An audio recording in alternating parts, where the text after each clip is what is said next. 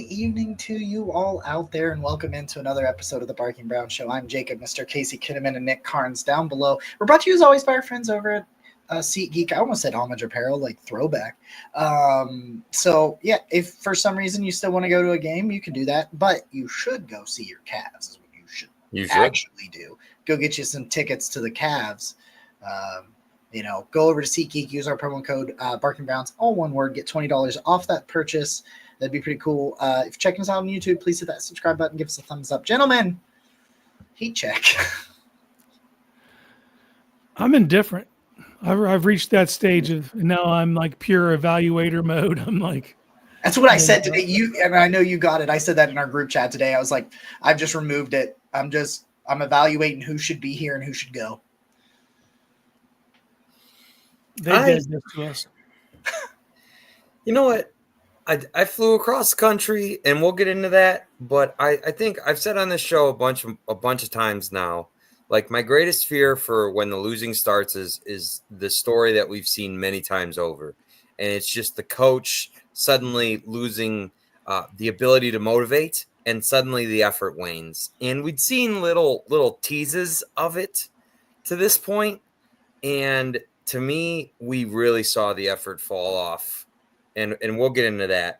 And that was like my disaster scenario for this season, as we were like, 1-2, 1-3, whatever. And now here we are at 2 and whatever. Do they have 2 wins? I don't even know. I guess 8, but yeah. Yeah, 2 and 2. Let's call it 2 and 8. It is. Yeah.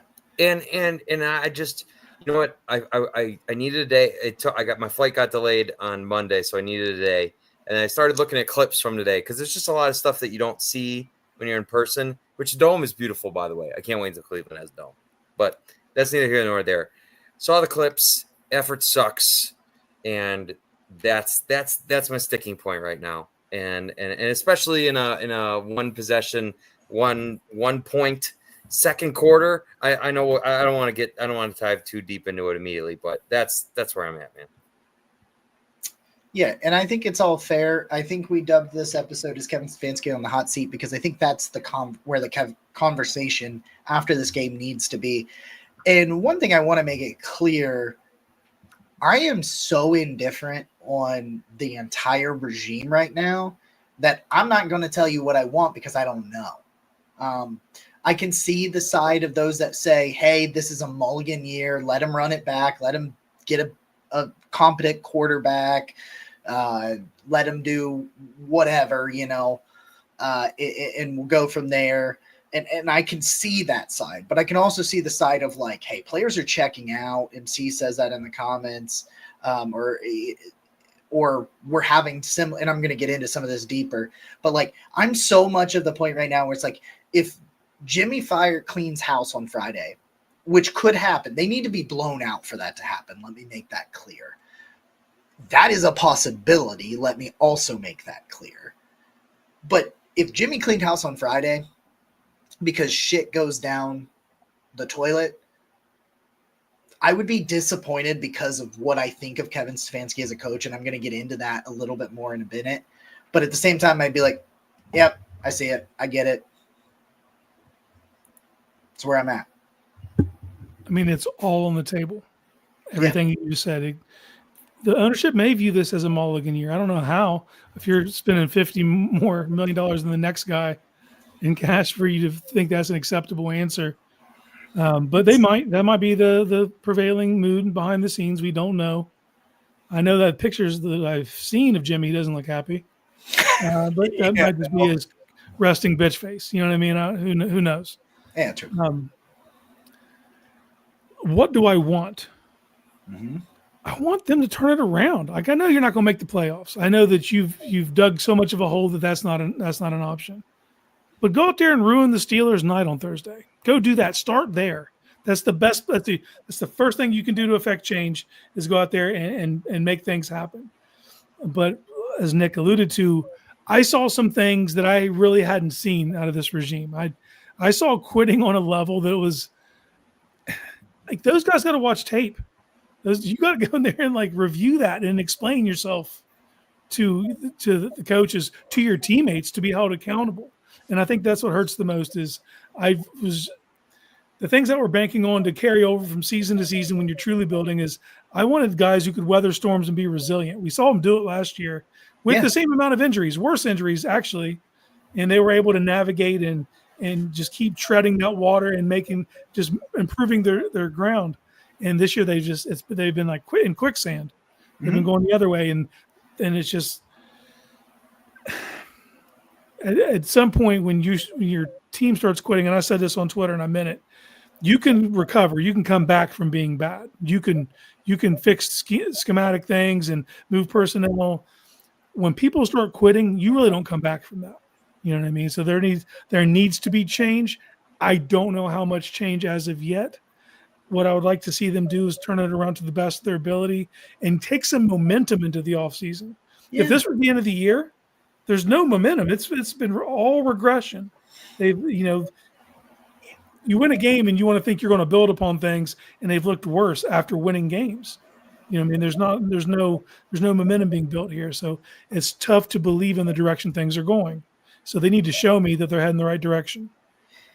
And we've said this, Casey, and I've seen you and Brad talk about it on All Eyes on Cleveland as well. Like, the good thing is we get to see more of this play out more likely than not. We get to see more of this play out, but we keep saying that. And as we get more and more, it's not getting better. So it's like, it's got to get there. It's got to get there quick. And like, because we knew no matter what, even if Jimmy felt like it, nobody was getting fired this week. Didn't make any sense. So even if Jimmy wanted to do it, I'm sure somebody somewhere was like, Jimmy, we cannot, like, no matter what. And I'm not saying that he did. I'm just saying, but when you got the mini bye, that's when we do see this happen. This is when it does happen, if it's going to happen in season. If I was Jimmy Haslam, I would not fire him in season if I do fire him. If I come to it, I would do what you are saying. Let's let it play out. If he can build some momentum and he can go back to what we saw last year and some things like that, then, that's something to build off of. That's something to grow, fix the quarterback problem. Let's do this. Let's do that. And it's like the biggest thing. I'm going to start here. Let me start with the game. Let's start with this game. Let's start with the stuff from the Saints game. And then we'll transition to the overall, how you say, meat and potatoes of the Kevin Stefanski conversation. The thing that really gets me in this game is I saw someone tweet this. I wrote it. I've texted this. I wrote it up for our roundtable for our predictions this week. Your quarterback threw for 395 yards, did not turn the ball over. Your defense forced 2 turnovers, and you lost by 3 touchdowns because of Taysom Hill. Don't get me wrong. No Chris Olave, no Shaheed. No problem. Yeah, MVS apparently. But I know I'm not going to say it, Nick, because I know you're going to talk about it. I won't take your thunder on that play, so I'm not going to go into that. And I know Casey has something to say about that play too. But like, I know other players for the Saints played well, but Taysom Hill he looked like he was like a rookie again when he was lighting the world on fire. Like, he didn't look like an older NFL player that's taken a lot of hits and a lot of snaps. And it's just, he's not a spry chicken compared to what he used to be. But my God, did he look like it on Sunday? 34 years old, by the way. 34 years old. Yeah, which is how old Nick is. Almost me. I'm almost. You're almost there. I'm almost there. But no, but you get my point. Nick's like, yeah, no, I'm like 5 days older than him. Are you? Nice. Yeah. That's cool. But that's really fun. But like, how did you let that happen? How did you not figure out, I need to stick someone on Taysom? Whenever I find Taysom Hill, I need to put at least one, if it's Denzel. I know Denzel he was going in and out of the game. I know that sort of thing. I don't care if, it should have been damn Grant Delpit. Put Delpit on. Like, but my point is, like, just maybe not to start the game, but once he started doing this, and it was clear they were not going to start. They were not going to stop just letting Taysom the Saints were just like, I know he's turned the ball over twice. I don't care. He's gashing him. And it's like, and you made no attempts to Taysom Hill. Okay. Yeah. It's not Lamar Jackson. Like, but he looked like it. Like, Saints just lost to the Panthers, didn't they? I think they beat the Panthers. Did they beat them? I don't care. It doesn't matter. They lost. That's how Dennis Allen got fired. They beat him. They slaughtered him the first game of the season. Lost in their second. And they lost. So and they fired Allen. Then they beat the Falcons, and then they beat us. I got a little quiz for you guys. So Taysom Hill, listed as a tight end, rushed for 3 touchdowns on Sunday. It's only happened one other time in NFL history where a player listed as a tight end rushed for 3 touchdowns. Do you guys know who that player is? I know it was against the Browns. I don't know. It was also Taysom Hill in 2022. It's the second time he's done that.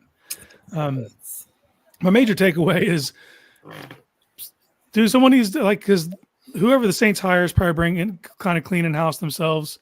Someone bring Clint Kubiak in for an interview. He had nothing and schemed up all types of shit. So much misdirection. Had you guys run inside the play, and they had no damn clue what to do. Man, like someone, I probably won't be us. I would love if it was, but someone needs to pick that dude's brain at least, And I think his time spent in San Francisco with Kyle Juszczyk, and then he gets to New Orleans and has Taysom Hill. And it's like, oh, okay, let's turn that up a notch. And then when you don't have the other players, you don't have Olave and Shaheed, like you saw what they leaned on, and there's not what pisses me off is, like you said, okay, so say you get caught with 1 foot off the merry-go-round at the beginning of the game. Oh shit, this is their plan. At some point, you have to revise your plan to stop that dude.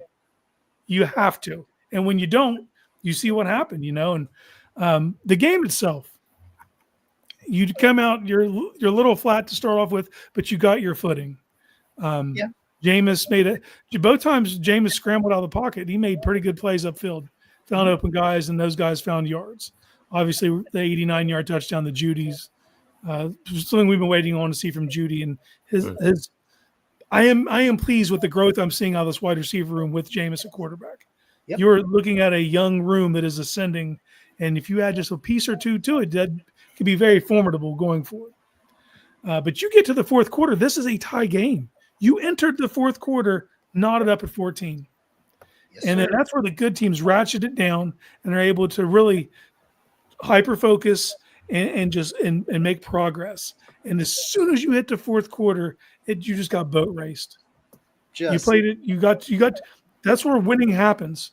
You got to put yourself in a position to make the plays, but then you actually have to make the plays. They put themselves in a position, and then when they got to the point where, okay, now it's go time, they shit the bed.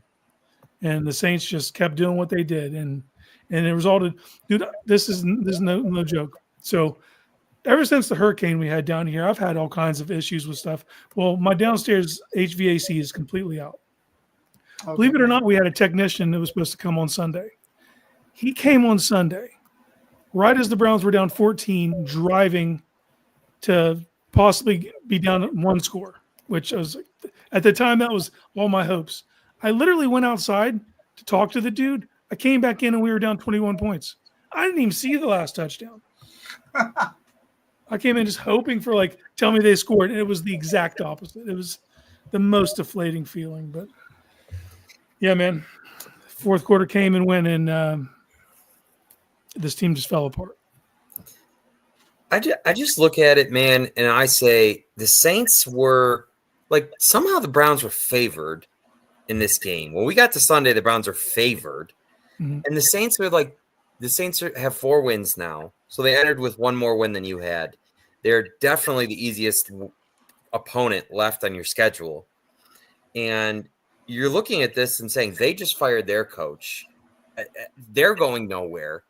And you just let them they weren't doing anything fancy. They don't have, I could see, Alvin Kamara's been on a tear all year. Mm-hmm. So if the Browns can't stop Alvin Kamara, I say, well, that dude's a stud. He's been a stud all year. That sucks, but it's like Alvin Kamara beats you. Not Taysom Hill, man. Do you Taysom Hill. do you want me to just piss you guys off some more? Yeah, go for it. What you got? Do you want me to show you Juan Thornhill's story? Sure. I don't know. I don't know if I want to see this. Is this recent? Oh yeah, 37 minutes. Oh, good. Okay, cool. So we can get into that. Him Thursday. I can't see what it is. It's Forrest Gump running fast, and it's got an emoji of a running in a cloud of dust saying that he's going to run hard. Okay. Oh, Okay. great. That's Can we talk about that now then? yeah. Yeah, Well, go for it. Can I begin by saying I was, okay, so I've been going to away games. This is my 9th year of going to away games. And I did not have very high expectations because, number one, it's across the country. Number two, it's not an easy place to fly to from Cleveland. It's an expensive flight. And number three, the Browns are bad. So you would expect that the support is going to be a little lower. Maybe people say, let's reel this in a bit. Maybe I'll spend my money elsewhere, whatever. Browns fans were everywhere, man. I was on Bourbon Street. We got the Ohio State combination Browns gear going on, the OHIOs. All this stuff's fun. I'm going to bars in New Orleans, so watching the Ohio State game on Saturday. It's like a takeover. Like I was in Indy last year, and it's the same thing. Buckeyes played a big game. Browns played a big game. It was great. And so we got all these fans here again, and I'm just thinking about it. It's like they're all showing up for this 2-win team, spending their money, giving their time. And I don't care if you traveled there, if you didn't travel there, you're still giving your time, your effort, your enthusiasm to this team. And to just be there. And we were around a bunch of other Browns fans. Like I met a guy from Strongsville, which was pretty cool. I was like just talking to him. He was sitting behind us, and it's like, hey, I'm from, but Cool. it was cool.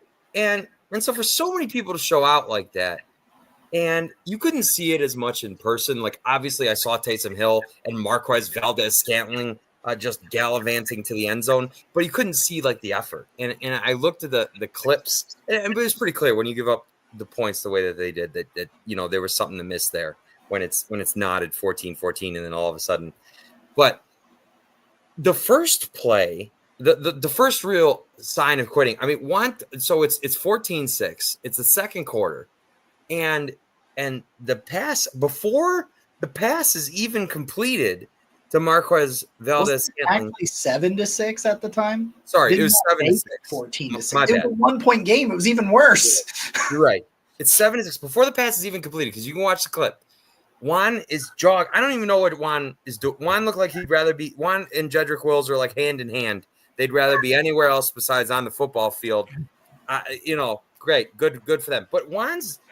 And so then the insulting part of it is that he speeds up a little bit because Marquez is on the other side of the field, like just enough to escort him, along there in the end zone. Because honestly, he had to Marquez. I think he could have caught him if he actually ran. He could have if he actually ran. He could have caught him. He would have got close. That is the second quarter of a 1-point game of a dude who came here and said, he wants to embrace Cleveland. He called out fans for negativity last year. Got Brownie tattooed on his arm because he's so bought in to what the Cleveland Browns are doing. And bro is just jogging. This is a guy with multiple rings, right? He's supposed to bring championship experience and leadership and whatever the hell else. And it's like that's what you're. Now he's clapping back on social media about it. That's wonderful, really cute. You get $14 million guaranteed. You're making $7 million a year. You can't even buy a sprinting effort. It wasn't even a run. It was like a little jog. And I don't know how. This is where I start to really question Kevin Stefanski and the leadership of this team because I don't know if Jedrick Wills is going to play on Thursday or not, but there are obvious guys on this team that are giving questionable effort, and it just doesn't seem like a damn thing's been done about it. So what? So that meeting, that film room, whatever, went so well that Juan's clapping back on social media? Like that's what we're doing? That's the leadership we're displaying or the talking to that you gave this dude? He went back, watched the film of himself, and was like, "Yeah, dog, I'm good." What? It's just insulting to all the fans that made that trip because it's not an easy trip to make, and I love New Orleans, but man, look what they've done to my hair. It's really and Saints fans were really cool, like they were nice, and I told them we expected nothing but sadness and disappointment, but just to see that, man, it's like we're wearing our Browns jerseys. We want to be proud of that. And he got guys jogging on the field. And then the last point I want to make is like we know how much work Nick Chubb had to put in to even be back out on that field. And so for his teammates to give the type of effort that Jedrick Wills has, that Juan Thornhill has, those are like the two guys that really stick out to you, but you can pick some others. It's just flat out embarrassing. It's flat out embarrassing and it's insulting. And it's like, if you're not going to do it for the money or for the paychecks, you should at least do it for the guys that are working hard beside you. And they're just not. And it's just, that is my tipping point. I knew because we've been on this road so many times. I just think they all have to go, because once you get to that point where it's acceptable to just jog around on the field, and now we got Juan, clearly there was no, if they had talked to him, if they had really given him any time about anything, I don't think he'd be posting that on social media. So I just think it has to stop. It has to stop. All right. I want to talk through the play. 100%. I want to talk through the play. Okay, so MVS runs a shallow crosser unchecked across the field. It appears the Browns once again got caught in this combo coverage where one half thinks they're playing zone, one half thinks they're playing man-to-man. So both Denzel and Thornhill kind of shade towards their left as if they're about to run a zone. Well, okay, MVS catches it and immediately turns upfield, straight line up the sideline. At that moment, when you look where Thornhill is, he clearly has an advantageous route to get to MVS. He could have, there was at that moment in time, if you just look at the angle he would have had to have taken, it's clearly there. Now it's down the field just because of the way it's going down. Yeah. Okay. And it looks like he's in slow-mo compared to everything else that's going on around him. There's several things that could happen here. Okay. One, it could be it could be, okay, he thinks Grant or Ronnie's going to make the play. Maybe that's in his mind. Wolf was there too. And in his mind, maybe that's he's okay. They already got it. Well, obviously they don't. Okay, so scratch that off. They don't have it. All right. You could also convince me Thornhill just isn't fast enough to catch him. You could convince me that he knows in the back of his mind he's not getting there. Okay, that's one. Two, he's battling his calf injury now. Do you guys remember the play against in 2019 against the Ravens? Chubb breaks along when an Earl Thomas is starting to chase and then just pulls up, and Chubb runs. And then later, Thomas said because he'd been battling hamstring injuries, he was scared to really open it up and sprint, and he didn't want to risk it on something he didn't think he was going to get. We drug him for that. And the NFL was with it. Wasn't just us. Like everyone drug him for that comment that he was, scared to give it his all. And I think that might be where Thornhill was at with his calf. He doesn't trust it just to turn around and sprint and open up. If that's the case, why the fuck is he on the field? Exactly. If you got a free safety who is incapable of hitting a full sprint, you're the last man. You're free safety. You got to be able to cut things off. Literally what you were brought in to do. If you can't do that, why are you out there? More injury mismanagement? So it's either business decision mid-play, or he's not fast enough, or he don't give a shit. Any of those three answers are unacceptable to having him on the field. Just so we're clear, I looked it up. Juan Thornhill runs a 4.4. He runs a 4.42. Don't get me wrong, MVS runs a 4.37, but Juan Thornhill is not slow. He could have caught him. You watch that play, he could have caught him. Time coming out of college. MVS he's silly fast, maybe, and maybe it's something that happens at the 10 or 5. Yeah, but you're paid for your effort, son. You have been well compensated. Running at midfield, dude. I don't know. You can't give me a scenario that makes it okay. All those scenarios that I just laid out, whether he's not fast enough, whether he doesn't want to, or whether he's scared to because of his calf, means he can't be on that field. Period. So they watch film just like everyone else. Unfortunately, we got the all 22 as well. They watch this. That if I'm Schwartz, that is unacceptable, man. I'm playing young dudes over that. I'm playing dudes who want to be there. Damn, and look, man, if it's the injury and you can't go, you can't go. Yeah. Okay, then you can't be on the field. And no matter what, it ends up with him not being on the field. That's the only place I can get my brain to. So we're going to find out a lot Thursday if they go out there and that's the dude out there. So this is what I wanted to do. This is what I wanted to say and how I'm going to package it, and I'll let you guys react to it. I have seen a lot of people talk about it. I was listening to the NFL Stock Exchange podcast today. They were doing a new mock draft. They took Cam Ward, just for what you're clear about it. But they talked about they shouldn't fire Kevin Stefanski. Kevin Stefanski's a good coach. I've listened to a lot of people say Kevin Stefanski is a good coach. I think he's a good coach. Mm-hmm. I don't think he's a good manager. I don't think he's a good team manager. I don't think he can run a team, a coaching staff. I don't think he can do it. That's where I'm starting to go because of a lot of different things. We talk about the injury stuff. And it's like, okay, that's not fully on him, I know, because like the training staff, whatever, maybe there's pressure from above. We don't know. But there's mismanagement of injuries, happens over and over and over and over again. If you believe him that it was his decision to continue to start Deshaun Watson and he bold-faced lied to us that he gave him the best chance, that's another fucking knock. Him not sitting Baker's ass, another fucking knock. Like, have him go have the surgery. We've seen these situations where they just letting Alex Wright go back out on that field and he ends up tearing the tricep. Like, we've seen this time and time again. And you know what pisses me off?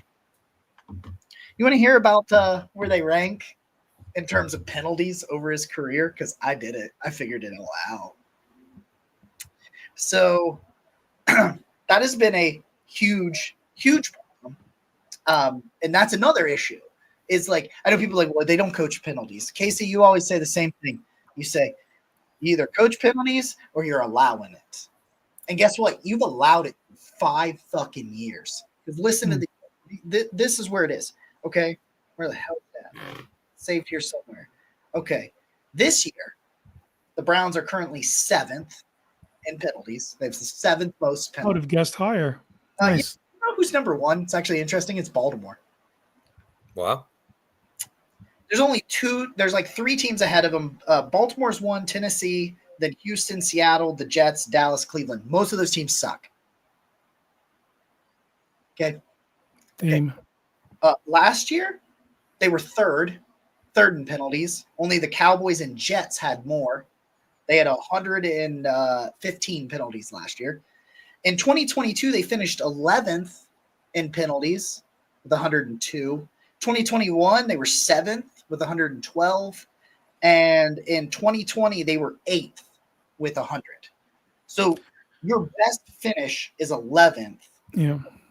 4 of the years you've been inside the top 10, and 3 of those years,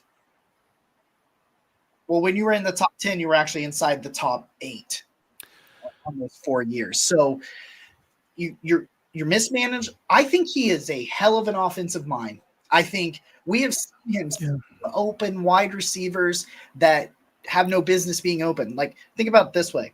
Donovan Peoples-Jones, what's he done when he's not been with Kevin Stefanski? Fucking nothing.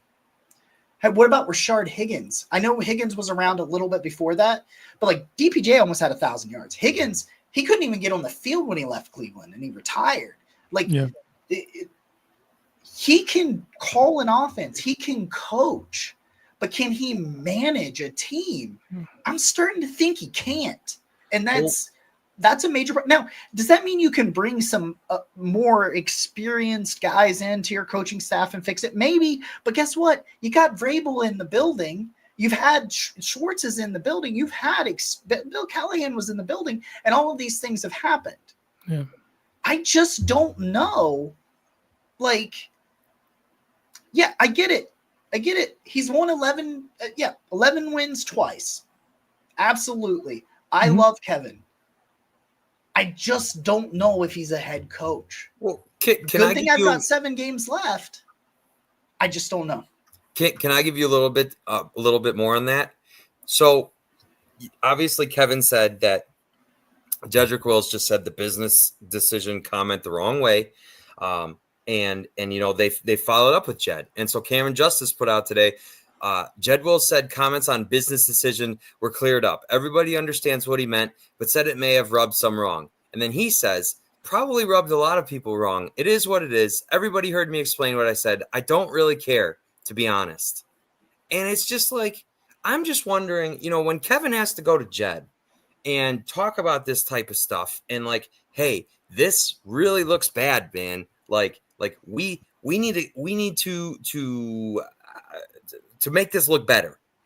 And for him to end that with, I don't really care, to be honest, it just, when you're talking about, can Kevin Stefanski lead as a head coach, and can he create this culture that you need?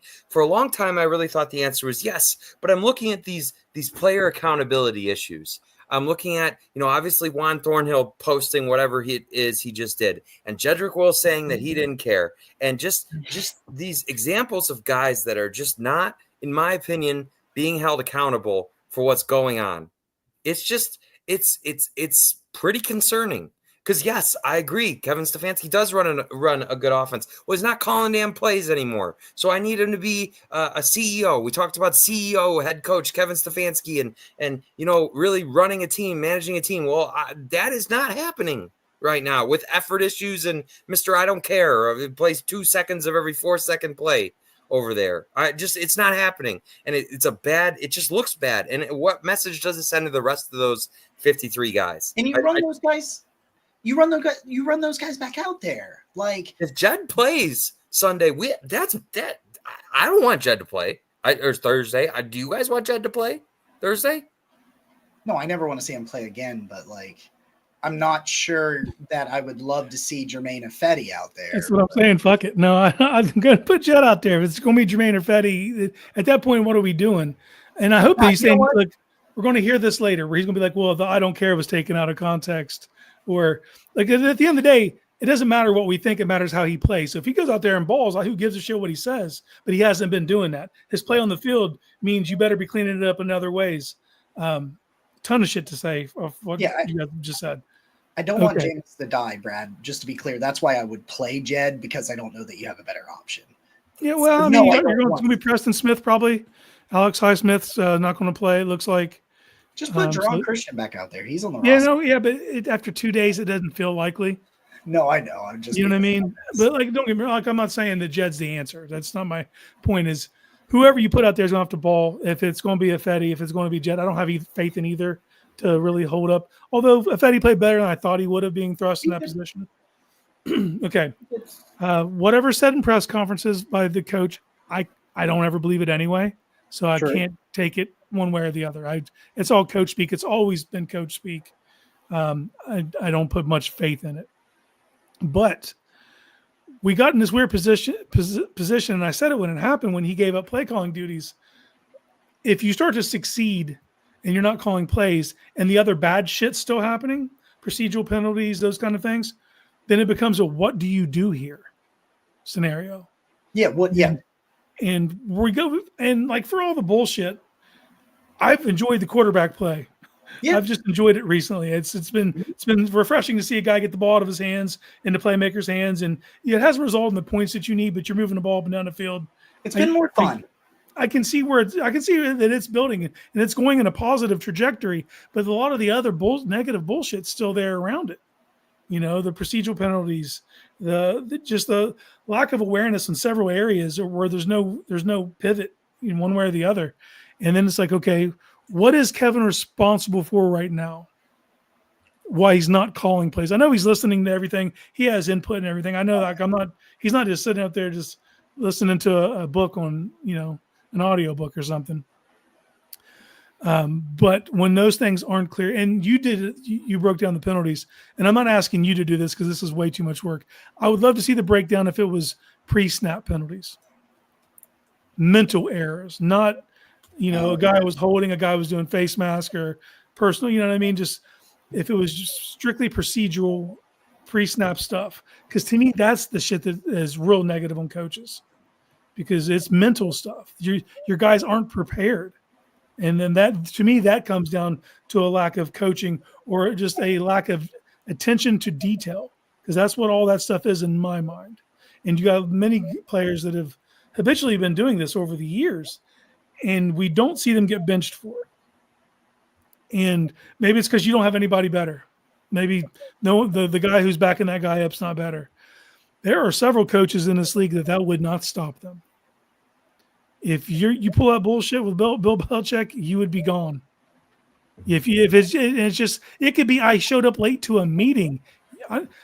Jonas Gray was a running back. I think he scored like 4 or 5 touchdowns one game. He was late to a meeting. He didn't play the next week.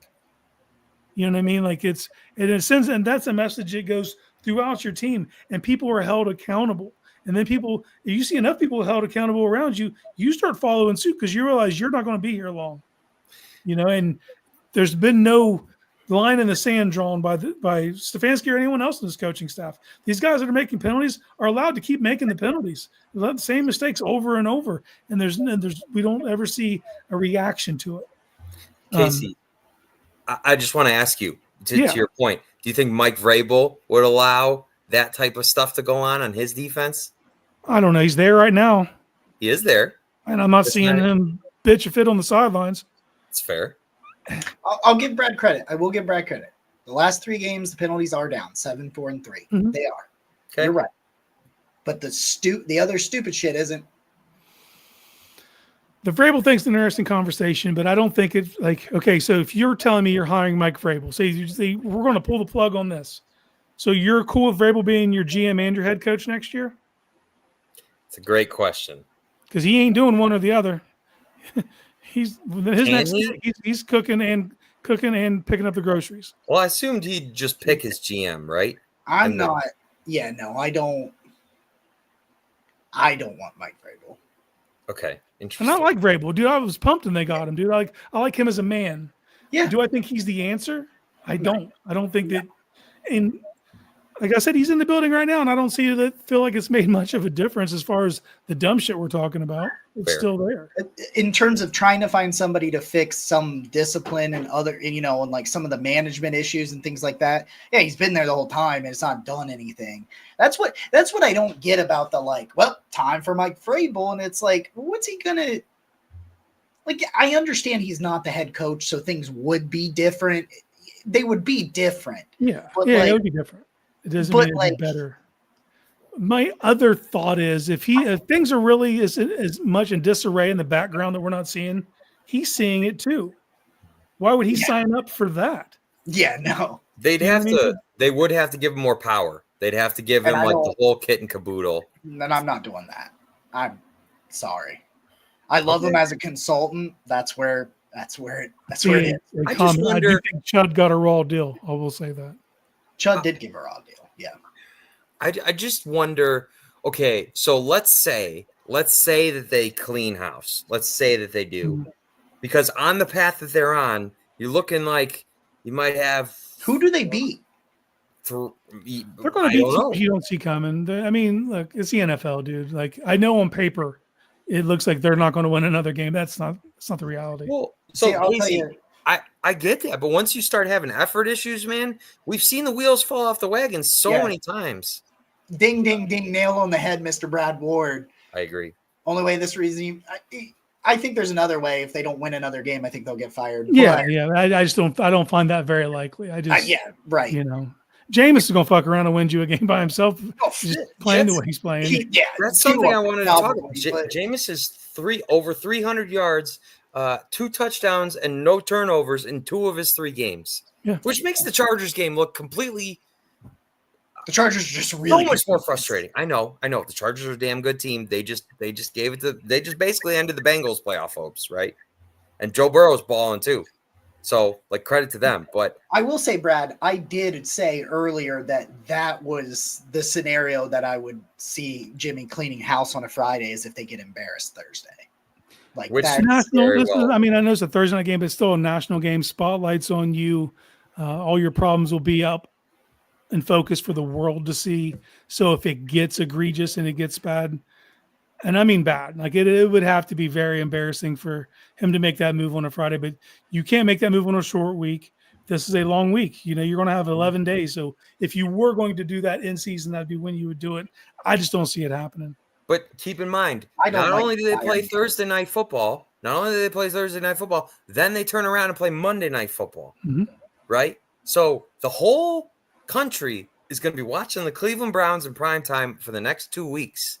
that is a recipe for a whole lot of something, depending on these outcomes. Yeah, no. It could go either way. Yeah. Embarrassed Jimmy is a dangerous Jimmy. Yeah, that's what I wrote in my OBR roundtable, and Brad knows that. He's probably already read it. But like, yeah, if they embarrass it, if they lose like 34-17, 34-14, that's. It feels like that's a point of pride, man. Neither of these two teams that we play in these primetime games are more talented. Well, they're better teams. They've found ways to win. But you can't tell me, man for man, that roster's better than your roster. And that's the thing that's interesting about the Steelers game.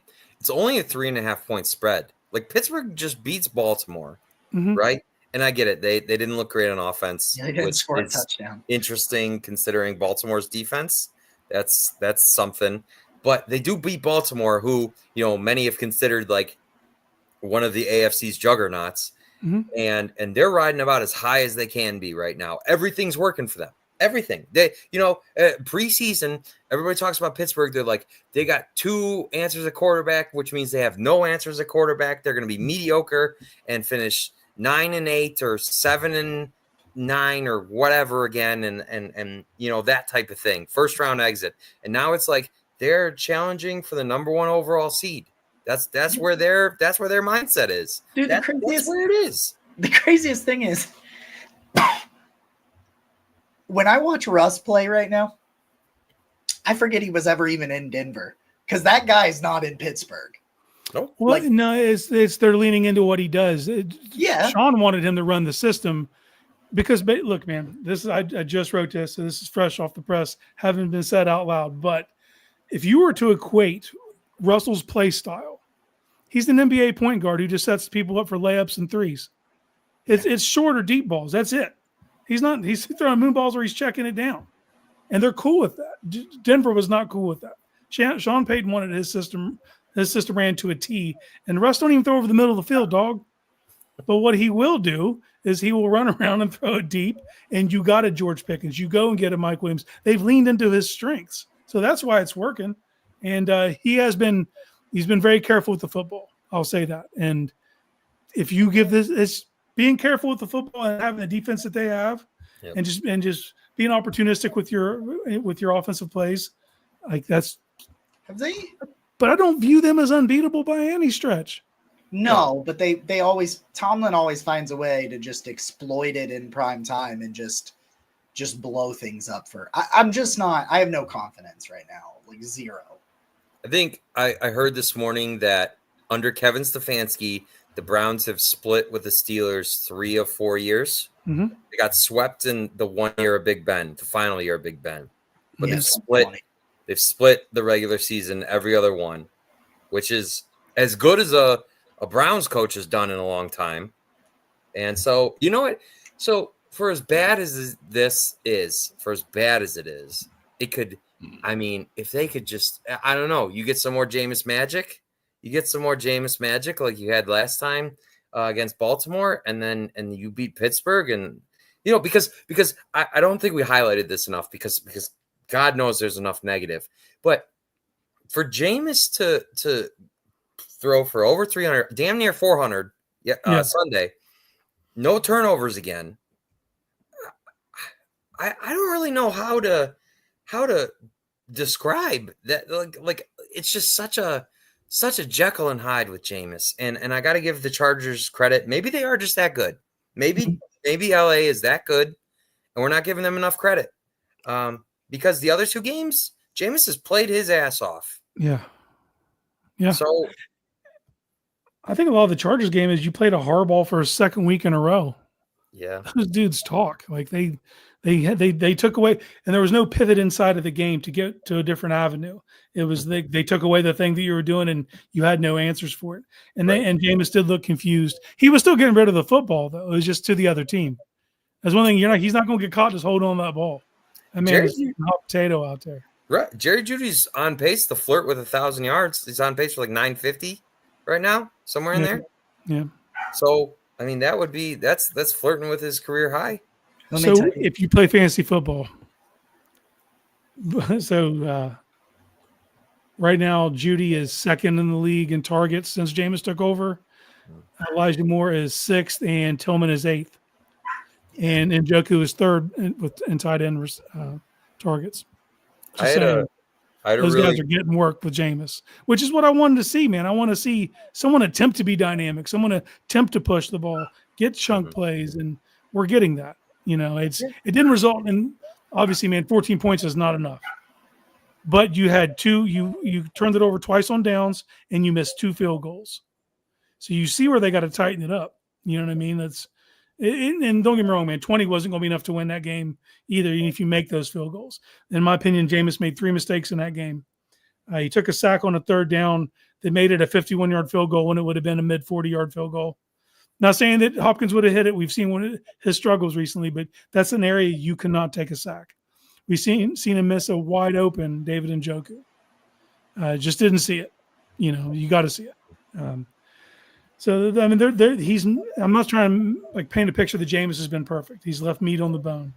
But all that being said, still completed over 30 passes, no interceptions, 395 yards, and there's room to get better. So I feel encouraged about what this offense can do. Now the crux of it is you're about to play some damn good defenses. Like you're getting ready to play a few right in a row. I mean, we literally go Steelers, Broncos, Steelers. Mm-hmm. Like right there, man. That's a tough 3-game stretch as far as defenses go. But as long as they're able to keep still building, and obviously we need them to score more points, but just moving the football, keeping your defense as fresh as possible, that's what's going to give them the best chance to win. I'm just worried that if it gets too far down the losing avenue, that they pull Jameis, and then it's going to get ugly. It's going to be uglier to watch. At least now losing sucks, but being fun to watch is part of it for me. And I realize you might lose that unless you snag a W2 here in the next 3 weeks. Well, I'll tell you what the most frustrating part to me about what the Browns are right now is when Deshaun was out there, I felt like the special teams and the defense largely played better than they have. Now, special teams have kind of been a underlying problem most of the year at this point. Unless your name's Corey Bajorquez. Right. Like you gave up another giant punt return against the Saints again. I don't know what the punt coverage is, and now your kicker has the yips. You're lucky he stepped out. Right. Yeah. Right. Now your kicker has the yips. Can't make a 20 practice water, by the way. Jets. That's so. And so it's like all of a sudden you start getting 2 of 3 games. Damn reasonable quarterback play, if not damn good, and suddenly your defense isn't giving effort and your special teams can't cover a damn punt, and it's like what it's so frustrating because if you just had the quarterback play early in the year, your record is dramatically different, and if you just had the special teams and the defense, I think you walk out of New Orleans with a win. I do. Jameis played well enough to get a win. How can you throw for almost 400 yards and no turnovers and say this guy didn't give you a great chance to win? If you'd have told me before the game, Jameis is going to throw for 395, multiple touchdowns and 0 turnovers, my question would have been, how much do we win by? That'd have been my question. Did we lose by 21? Because that's what happened. Has Taysom Hill ever rushed for 100 yards in his NFL career? I would guess that he has because he's a freak, but I don't know. I can't pinpoint it. Well, if he has, this is probably the last time he ever does it. He's 34 years old. I can tell you how my knees feel at 34 years old. Man, like that is just to lose to him. Now, we made a Taysom Hill parlay. We had a nice day. Oh, yeah. We had a nice day on a Taysom Hill parlay. But it's like that. Besides from Kamara, he's the only dude that's going to beat you. Well, I guess Marquez Valdez-Scantling can if you just jog. But and that's the frustrating part about it is you look at it and you say this should be so we haven't talked about this at all. The Browns had 6 pressures, 6, I think. Yeah, pretty ineffective. 2 quarterback hits. Is that correct? Yeah, they were what happened? The most ineffective I've seen them be from a pass rush perspective. Taysom Hill, by the way, side note, because I just wanted to say this.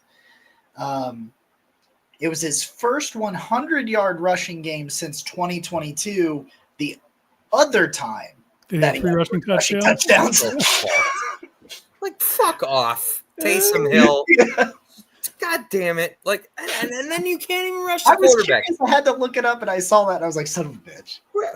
Okay, all right. You trade Zadarius Smith away. We trade Zadarius Smith away. I get Alex Wright is out for the year. We still have Myles Garrett, who had he was like the first player ever to have. I think it was 3 straight. No, He had 3 sacks on 4 plays. Right. So he's annihilating Justin Herbert. Pass rush is getting him, and you can't even breathe on Derek Carr, bro. What happened? Like, I get it. Michael Hall looked promising, and he's gone. Okay, and you cut Quentin Jefferson, who, I mean, now that really sucks because obviously you bring Michael Hall back and cut him, and then now Hall's out for the year.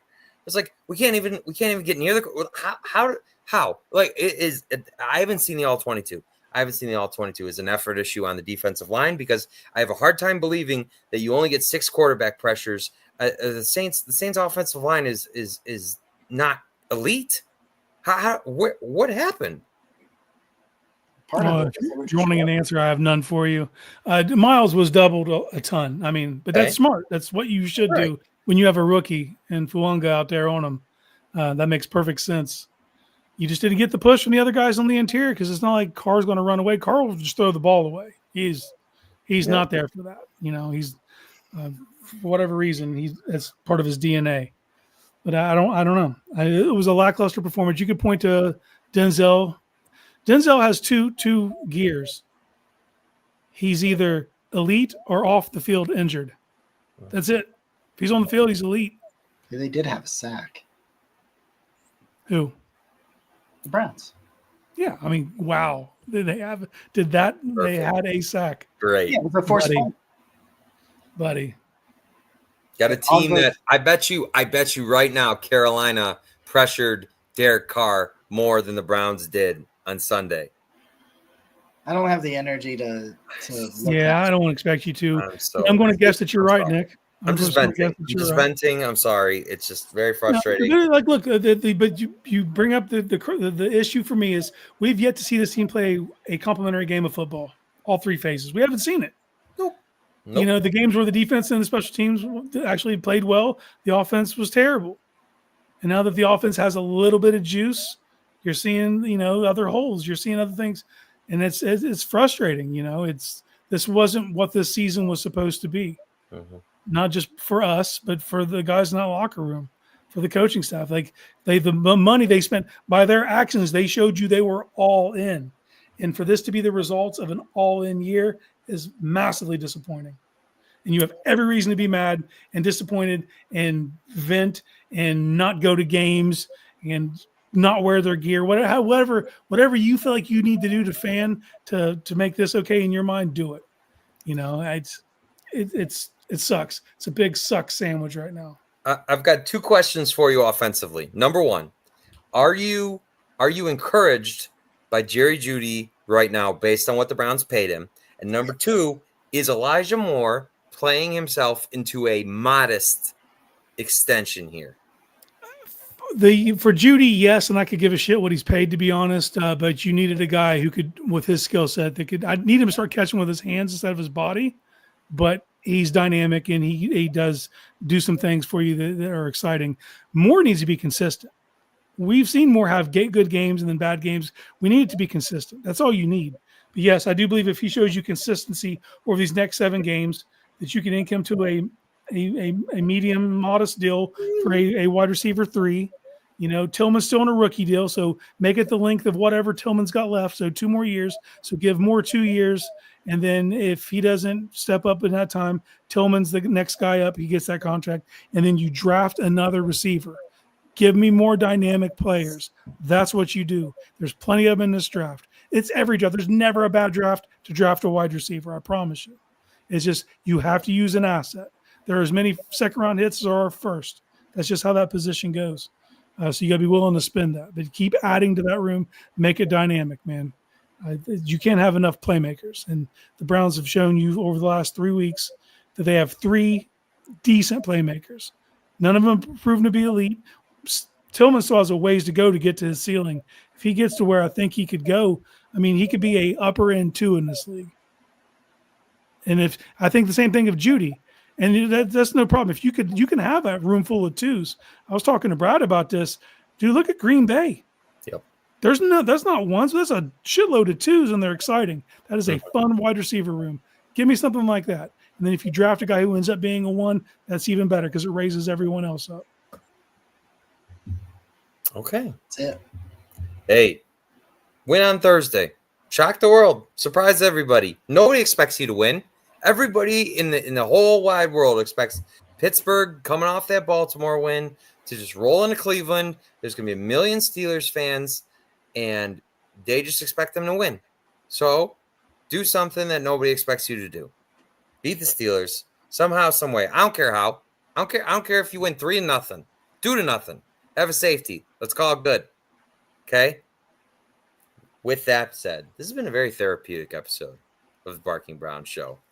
Nick, it's Jacob, it's Casey. Go Browns. Yeah, Go Browns.